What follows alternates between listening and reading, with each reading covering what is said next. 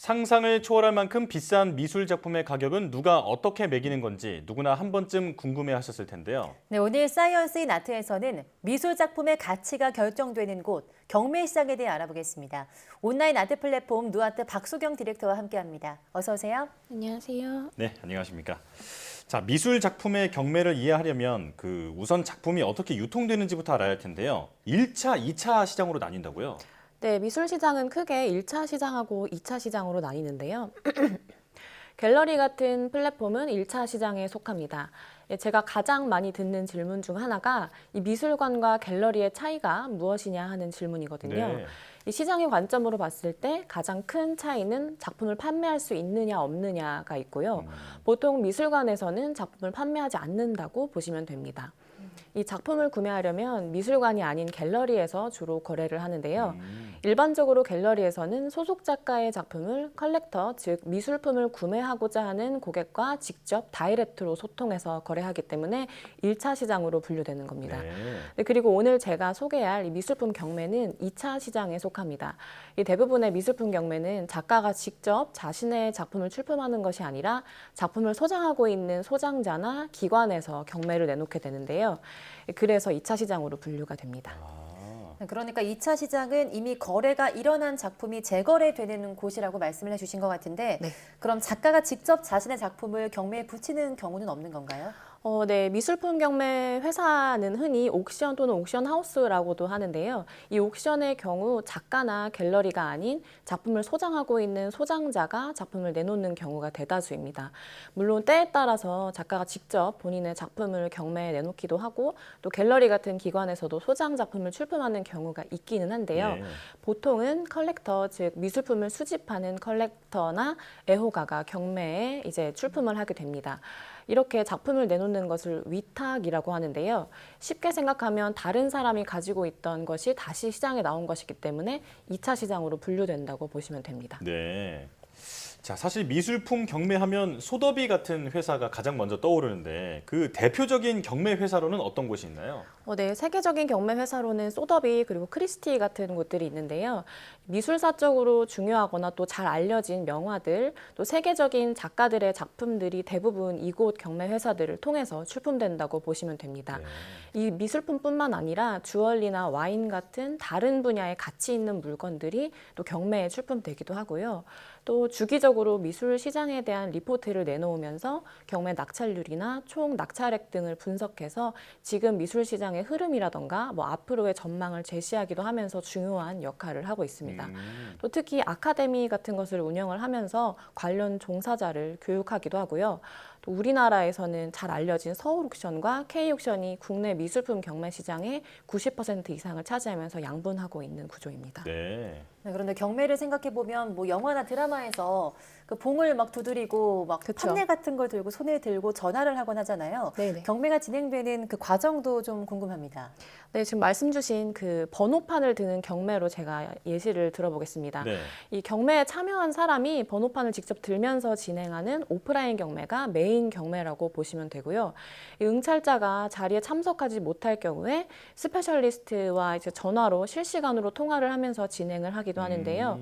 이런 경우 실시간으로 스페셜리스트가 바로바로 고객에게 작품의 응찰 현황 같은 것을 공유하면서 대신 번호판을 들어주기도 합니다. 이때 이 드는 번호판의 명칭이 바로 패들이라고 하는데요. 내가 드는 패들에 써 있는 숫자가 그 경매장 안에서 내 이름표라고 보시면 되고요. 아, 나 이 작품 꼭 사야겠다 싶을 때 패드를 번쩍 들면 됩니다. 다만 아무 때나 드는 건 아니고요. 이 경매의 기본적인 규칙이 낮은 가격부터 순차적으로 올라가는 시스템이잖아요. 네. 이 작품마다 모두 시작하는 가격이 다르거든요. 이것을 시작가라고 하고요. 이 원하는 금액이다 싶은 작품이 있을 때 패드를 들고 응찰하겠다라는 의사를 밝히면 됩니다. 이 응찰이 들어올수록 작품가는 계속 이제 올라가는 시스템이고요. 그렇게 금액이 높아지다가 더 이상 응찰 들어오는 사람이 없을 때 최종 작품가와 구매자가 정해지게 되는데요. 이 경매사가 최종 작품가를 동일하게 3번 외치는 동안 아무도 패드를 들지 않으면 경매봉을 두드리고 최종 낙찰가와 구매자가 확정이 되게 됩니다. 여기까지가 한 작품의 낙찰 낙찰되기까지 과정이라고 보시면 되고요. 이 낙찰된 작품은 이후 프로세스를 통해서 낙찰자에게 전달되게 됩니다. 그렇군요. 영화 같은 곳에서 이 탕탕탕 두드리는 것만 봤었는데 세세한 그 과정을 설명해 주시니까 더 재밌게 다가오는데요. 자, 그렇다면 그 낙찰가는 작품을 구입할 때의 최종 가격이 되는 건가요? 네, 경매 거래를 할 때는 작품을 사는 사람이 지불해야 하는 낙찰 수수료라는 게 있습니다. 아, 이 경매사가 낙찰봉을 두드리면서 결정됐던 그 낙찰 금액에 더해져서 수수료를 합산한 금액이 최종 결제해야 되는 금액인데요. 네. 이 낙찰 수수료는 보통 낙찰가의 15에서 20% 사이고요. 그렇기 때문에 경매에 참여할 때는 수수료까지 더한 금액을 생각하고 신중하게 응찰을 해야 되는. 그렇군요. 수수료가 굉장히 비싸네요. 뭐 그러니까요. 60억 이런 작품들은 수수료가 막 6억, 10억 정도 그렇죠. 되는 거잖아요. 네. 저희는 무사할 것 같습니다. 또 경매 흥행에 있어서 가장 중요한 역할을 하는 사람이 아무래도 경매사일 것 같은데요. 실제로 경매사가 경매에서 어떤 역할을 할까요? 네, 아무래도 이 말씀하신 것처럼 경매사의 역할이 경매에서 절대 빼놓을 수 없는 이야기인데요. 이 경매사는 흔히 해머를 쥐는 사람이다라고 이야기합니다. 여기서 해머는 앞서 말씀드린 경매봉을 이야기하는데요. 이 경매 진행 과정에서 최종 낙찰자와 낙찰액이 확정될 때 두드리는 망치거든요. 이 많게는 수십에서 수백억 원에 호가하는 작품들의 그 경매가 원활하게 진행되고 또 마무리되도록 하는 그런 역할을 하는 게 바로 경매사이기 때문에 중요한 존재라고 볼 수 있습니다. 네. 특히 각 경매 출품작에는 경매 순서대로 번호가 붙게 되는데요. 이 내부적인 협의에 의해서 정해지는 순서고요. 이 번호를 LOT, 낫이라고 합니다. 그래서 랏 번호 1번, 2번 또는 뭐 1번 랏, 2번 랏 이런 식으로 불리는데요. 이 각 랏에 대한 기본적인 미술사적 지식이라던가 중요도 또 어떤 랏은 뭐 어느 정도 경쟁이 치열하겠다 이런 것들을 이제 경매사가 사전에 인지를 하고 있고요. 또 경매를 진행하면서 패드를 드는 응찰자의 심리를 또 어느 정도 끌어내면서 흐름을 만들어가기도 합니다. 근데 또 경매사는 스페셜리스트의 눈빛만 봐도 고객이 더 응찰을 할 건지 또는 포기할 건지 뭐 고민 중인지 이런 부분들도 알 수 있는데요. 네, 그래서 다른 포지션과의 협업도 굉장히 중요한 그런 역할이고요. 또 이 경매사의 옆자리에 자리한 보조 경매사가 있습니다.